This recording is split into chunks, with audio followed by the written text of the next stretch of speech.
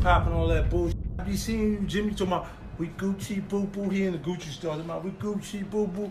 The Black King was going up. Jimmy like, Marita Monero. Coca-Cola. It sounds like he want to do one with 50 Cent. That's what it sounds like. It sounds like Jim. Nah, I don't want to do nothing with that sucker. You heard? Leave him out of the conversation. Jim Jones. Who is Jim Jones? Like, he's not on anyone's top 10 list. He's like no one's top 10 list. Maybe not even his family. When Jay did the remix, it was the biggest alley-oop he could do for me. I understood a lot about music, and at that time, people were looking at the wrong way, and I was looking at the right way. Jim Jones was just ruined by 50 Cent for mocking Nas. Additionally, he revealed this rare video that demonstrates how Jim betrayed Jay-Z by begging for a ROC Nation deal after calling Jay soft. If I told you I was in the Roc Nation office, how would you feel about that? Huh? You think I was lying? That's clear enough for you? You are all well aware, 50 has never been a fan of Jim or Jay. Even though he respects Nas, 50 took offense when Jim lately began boasting about how much better he was than Nas and how he had brought Nas fame back. I probably did something Nas had never done before. That is the most widely shared thing he has ever done. Never, in addition, 50 revealed more than just Jim's contempt for Nas. It is related to Jim's lengthy history of betraying people and acting like a snake. For years, Jim has flipped the narrative by alternating between submission and contempt, begging and beef, particularly in regard to Jay-Z. That's the issue with this. Jim mocked Jay for more than 10 years. He even gave Jay's executive a slap. However, Jim scurried back to Jay-Z when he needed a deal, pleading to be signed and referring to him as a hero. 50 is already using this opportunity to tell everyone who Jim really is. A man who has no loyalty, no real position, and no regard for the culture he says he represents. But that's only the start. There is a whole story here about how Jim's animosity toward Nas backfired to the point where individuals like 50 were able to uncover Jim's history and reveal everything. Let's examine Jim's transition from making fun of Jay to exhibiting empathy. Certain people shouldn't be able to say your names until they've done something in the genre of music. I've done too much in this music to even have to answer that question. Like Jim Jones, who is Jim Jones? As everyone knows, 50 Cent is not afraid to call out dishonest players. Jim Jones's propensity to change his mind was further demonstrated by his recent remarks that Jim was Jay-Z's lapdog after Jim insulted Nas. Jim said he was better than Nas in case you missed it. He even got into a heated argument with Shannon Sharpe about how he could perform better in the booth than Nas. Way more influential than Nas, and I don't care what nobody say. I know I made a little boo-boo when you talk about the sales and all this type. I don't feel like getting into that rhetoric about where I started and where he started. You said that. But listen, Nas was nice when I was in high school. When I was in 10th grade, Nas came out. Nas was dope. We appreciated him. He had a little bit run. But Nas always came up second to Jay and DMX and all these other people. But lyrically, I'm gonna keep it a stack with you. Yeah, but look how you dress. Look how you dress. You don't even be in the same places I be in. And the things I can be in the church house. You can't never Nas lyrics. I don't know who told you that. Now look, I know you on that good stuff, but you're not seeing Nas. You're not seeing Nas, bro. Let's be real. You got a bunch of 40 and 50-year-olds in their panties because I said I'm better than Nas. It don't matter. Look at you. Hey, I will run circles around Nas rapping right. I will run circles around Nas rapping right now. Right now, I will run Saturn around Nas right now rapping. Everybody knows. Jim took a stand and boasted about making Nas relevant again for the first time since Nas's feud with Jay-Z. Despite other rappers criticizing him for being too kind. Ever, he's never been talked about like this ever in his life. You did the last time he was in some this when people were comparing what him and Jay was beating on. You heard? Jim raised the subject. As you now know, so 50 Cent had to intervene and remind Jim of his own relationship with Jay, and 50 did that. He played an old clip of Jim looking happy and bouncy at Roc Nation headquarters. Success haunts me. 50 also used the caption as a chance to brag about Jim, writing, I was asked if I'd more enemies than friends. I thought about it and said yes, poor me. I find it amusing. if I told you I was in the Rock Nation office, how would you feel about that? Huh? You think I was lying? That's clear enough for you? Talk to me. Let me know your sentiments. You heard? Despite your opinion that 50 is being petty, his piece will have a greater impact if you are aware of the entire history of Jim Jones and Jay-Z's relationship. Jim used public remarks, diss records, and even street fights to trash Jay-Z for 13 years, as you can see. But when the time was perfect, he went all out and pleaded for Jay's approval. And it is the main objective. Reiterating his entire dubious past on his most recent Nas CD is the kind of approach that will backfire terribly. But wait, how could Jim ask Jay to sign him after he had slapped one of Jay's executives and sliced Jay? Now let's go back in time. It all began when Dame Dash welcomed Jim Jones and Cameron to Aro Kiafella in 2002. According to Jim, Cam was even given the opportunity to become vice president at Rock. Jay, though, decided not to tell anyone about this. Cam informed the source. Later that year, I'm not even sure if I'll accept the part just yet. We're still discussing it, Dame, but I mean, I can have that. I own it. As you can see, Jay approved and informed the source that it hasn't been put into effect yet. I believe. The discussion is a bit too soon right now. Therefore, the tension was immediately present. Jay later remixed Cameron and Jules Santana's song, Oh Boy, adding a lyric that was a jab at Nas. Cam chose to omit Jay's portion and later stated that he would not allow Jay to use their song to make peace. But Jim and Cam refused to release. Did a little something for you in the studio. Then he had something to Old Boy. This is Old Boy's already #1? Yeah, it's popping. I listened to it and I was like, erase that. That signaled a radical shift. Jim and Cam believed Jay had no interest in them. The sneak peek period officially began at this point. Jim began decrying Jay more frequently in interviews and radio appearances, calling him wimpy, corporate, and detached from the First of all, let's get right to it. There seems to be some drama. You and The Rock, Jay-Z, you try to diss. You did diss him. I diss nobody. You dissed him. I dissed Michael Jordan. Oh man, we just there's no drama, man. No, we're gonna get to that.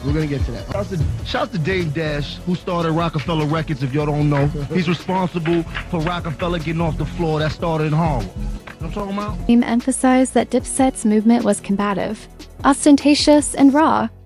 Jim said the streets had deserted him, exploiting Jay's more formal and businesslike demeanor.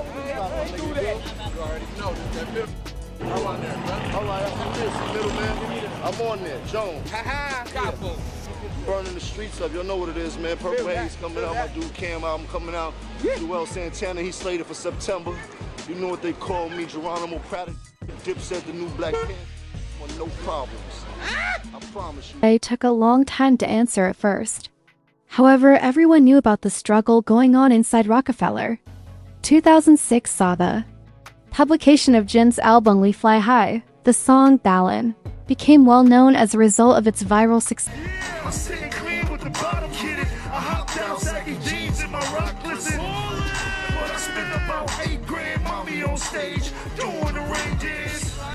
Jim finally developed a successful song on his own. Jay-Z knew he had to answer then. Jim made his original song Brooklyn High available as a remix, but it wasn't a tribute. The person was a criminal.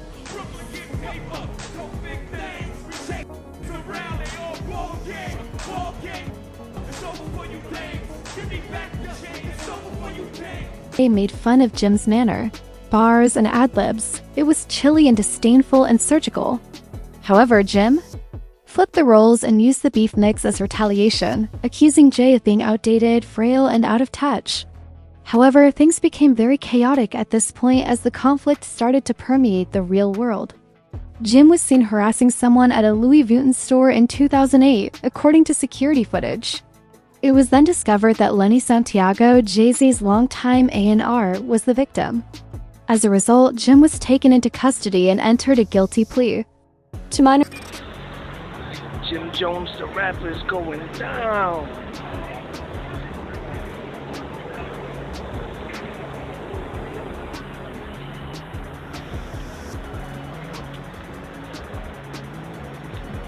Jim Jones.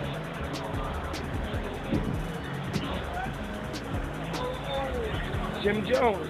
Message was evident in private, even if Jay remained silent about the incident publicly.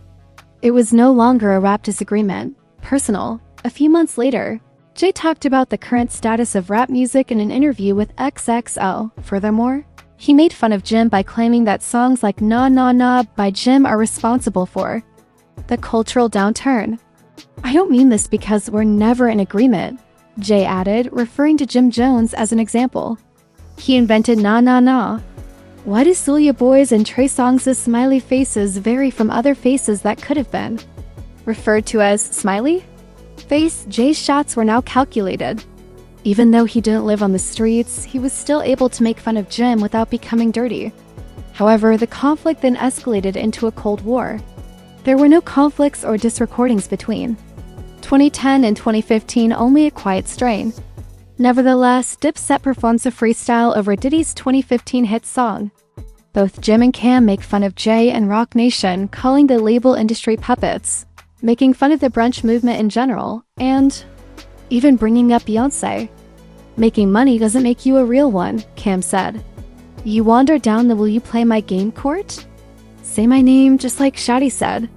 They were attempting to provoke me in this manner. You see, Jay-Z had already become a billionaire. He is married to Beyonce, has started his own streaming business, started collecting art, and is now working as a sports manager. That is, he didn't mind that Jim and Cam were still shouting from the sidelines.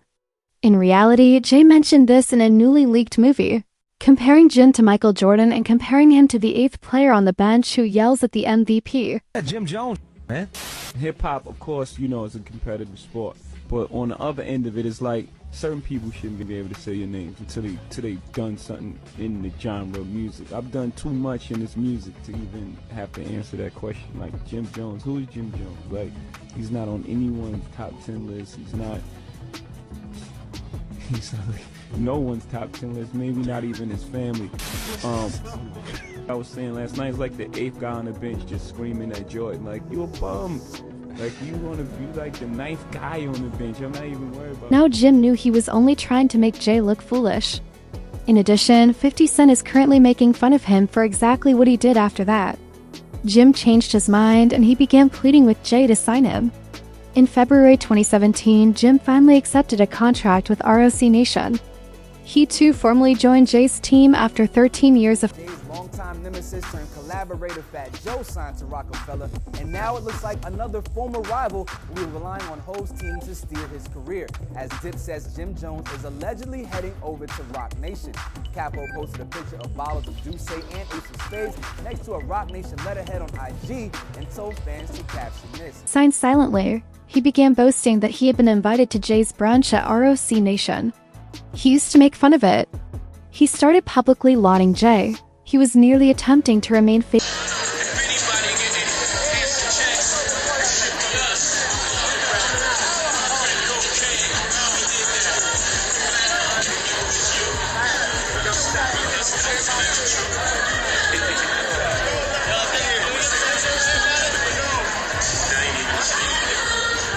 Jay was always his role model. According to the same man who used to be his partner, accused him of betraying the streets and make fun of him for being soft. But Jay remained silent. Jim joined ROC Nation without receiving any public kudos. Not a single introductory statement. After Jim joined ROC Nation, there's actually only one picture of him and Jay together. Jay appears to like to be somewhere else, even in this photo. When Jim eventually sat down at the table, Jay made it plain that they were not and would never be on equal footing. In Rock Nation, Jim was just another name. Folder, which is kind of funny given Jim's declaration that he wasn't Jay-Z, contributed to his rise to fame for more than 10 years. From 2002 to 2017, he positioned Dipset as the street-level equivalent of Jay's corporate persona and the antithesis of ROC Nation. However, money ultimately prevailed. When Jim wanted a deal, his 10-year-old reputation fell apart. Jay-Z did not have to make fun of him. He did not have to answer. He did nothing but wait. After Jim bowed at last, Jay took the meeting, signed the contract, and continued. As well as that's exactly what 50 Cent said. After years of belittling, Jay, it was Jim who begged to be seated at the table. Now, had Jim not made the error of ignoring Nas's past, most people would likely have forgotten about this. When he did, however, Jim allowed others, like 50, to go further and reveal Jim's lengthy history of feigning allegiance and vacillating. Moreover, the receipts weighed too much. The question now is, how far will this fallout spread? After the harm is done, will Jim's career be repaired?